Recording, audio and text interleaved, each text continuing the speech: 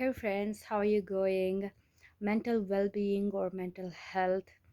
Um, there are multiple ways that we can protect, save, and sustain our mental well-being with innumerable methods that's available right in our hands and where we are in charge of all them. Today, on this episode, I'm going to share more insights on how or the multiple ways that we can help us to maintain or sustain mental well being, which is directly proportional to our physical well being.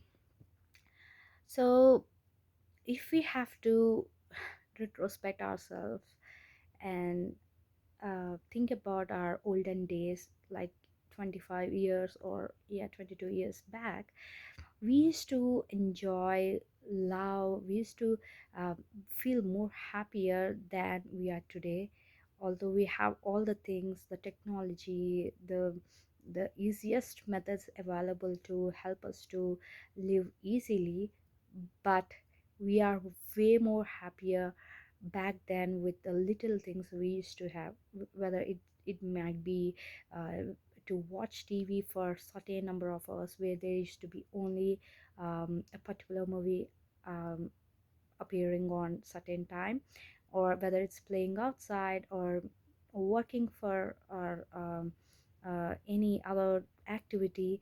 It all those things made us so unbelievably happy and more peaceful.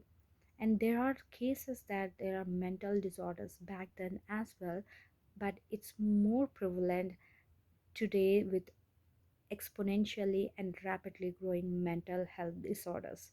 So this is not new, and this is a undeniable fact that we are unable to even accept today. What kind of a difference is it making from uh, back then 25 years to now is that the excessive consumption of the information or excessive attachments to the things. um, check We need to check this one every time and again, that what is causing us uh, the real pain and grief, and where we are unable to come out of it. Imagine ourselves that today our lifestyle is the root cause for all such disorders. Maybe it might be a genetical issue, maybe it might be an unintentionally or accidentally created mental disorder, but essentially a person or a family who are in charge of their own lifestyle has a major control of their well-being in their hands. Now this all starts with accepting, understanding, and believing in the reliable lifestyle. Today, if we watch our own lifestyle, it's unreliable, whether from eating, from unreliable sleeping. There is no certain way that we are having a particular time to end an activity, whether it's eating habits. We tend to eat anytime in a day, anytime in the night, anytime we can sleep, anytime we can wake up. All these things, it's not particularly to eating and sleeping, it's about how we are starting and how we are ending. There's no restraint to how we are able to control our own activities.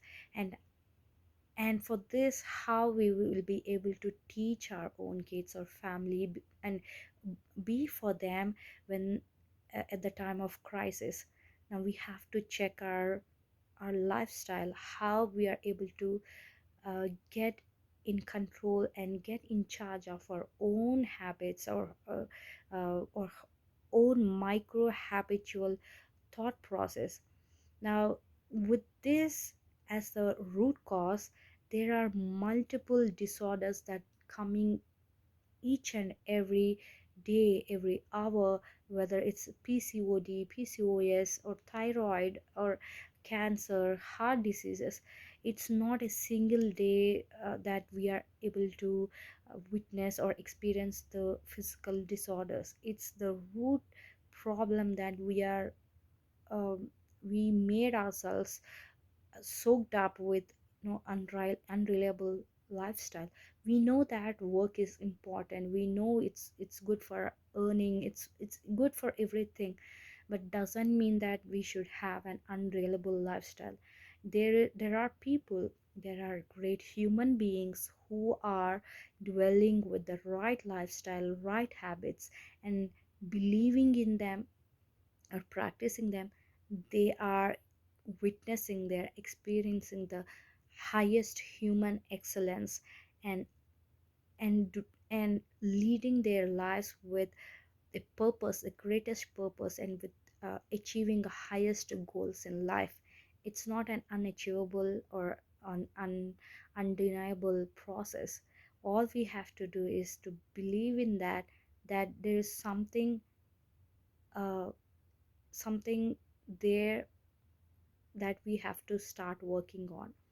Now, uh, this excessive consumption or excessive attachment to relationships or the things or the wants, or not being contented, not being able to accept the situation or understand the situation, or jump to the temporary solutions, or only just need what do you call only have the temporary solution to not work on the long term solution. All these things, like, has built up us with more greed, more desire, and we are unable to understand the real essence of human means.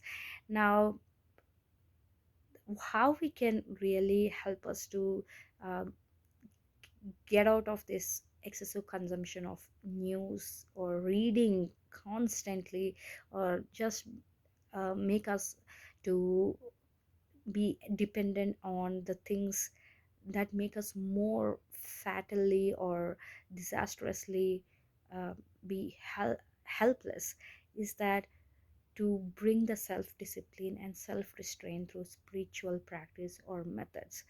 There is no that even the psychologists or psychiatrists, they tell that they need to be, open. They tell the methods, that they prescribe the medications depending on the problem of the mental health. But spirituality will help us to retain that human um, excellence, and help us to unleash that potential in us, and uh, make us the instrument, the technology that we can drive ourselves to create that bliss and contentment right from our own methodology. And spiritual methods like yoga, meditation help us to channelize our thoughts in the right direction. uh, or for example, you can contribute your day with a spiritual exercise, which will help us to understand and accept the self love, to experience that self love, unconditional love within yourself. uh, if you're working, or if you're working for any other activity, you enjoy that activity without in need of appreciation or appraisal, or any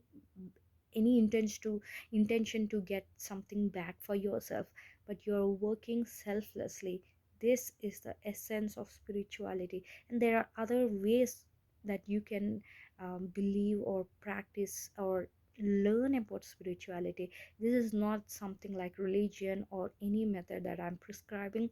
This is something that spirituality is all about: being love and changing the thought process, and evoke the real essence of being human. And it's all that purpose of spirituality. Now, you can ask me, or you might ask me, or wonder, oh no, how this is going to happen. This will happen if we can believe it and start experimenting. And with this, I'm going to end this episode right here and wrap up of the mental health topic of the month.